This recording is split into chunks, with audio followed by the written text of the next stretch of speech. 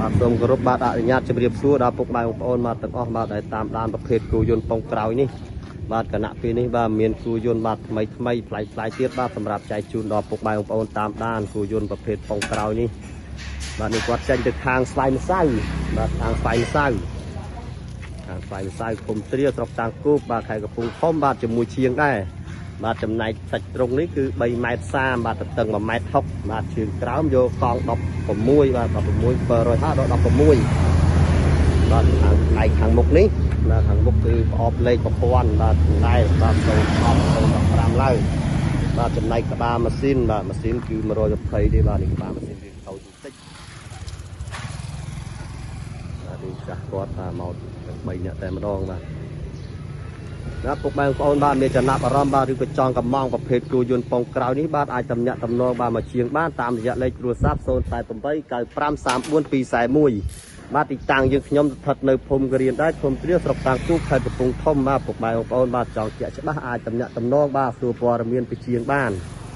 បាទចំណែកគៀកមកខាងនេះបាទខាងនេះបាទជាងបាទគាត់គង់តែចាប់ចែងបាទបាទនេះគឺ3 ម៉ែត្រកន្លះបាទមួយគ្រឿងនេះបាទ3 ម៉ែត្រកន្លះរៀបចំនេះចិត្តហើយបាទនេះបាន 90%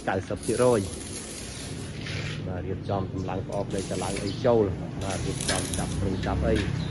បាទងាកមកខាងនេះគឺ3.80 ម៉ែត្របាទនេះចេញទៅខាងគូដែរបាទធំ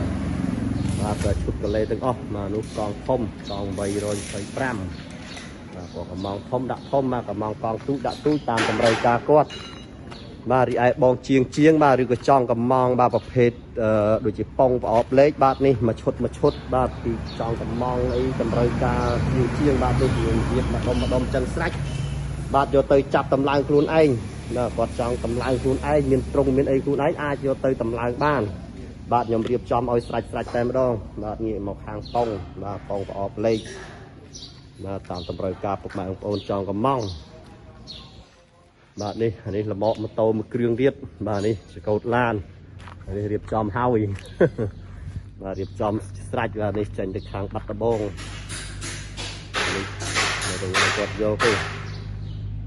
នេះចំជើងក្រោមបាទតកាប់ទាំងអស់បាទឈុតមែនតើបាទស្អាតបាទនេះពុកម៉ែបងប្អូនបាទដូចគ្មានគូយន្តអាចប្រើលំអកប៉ុងត្រួយនេះបានបាទនេះមានលេខកម្លាំងមានលេខដៅអាចចុះប៉ុងចុះអាចបានដូចគ្នាបាទសូមអរគុណច្រើនបាទជម្រាបលា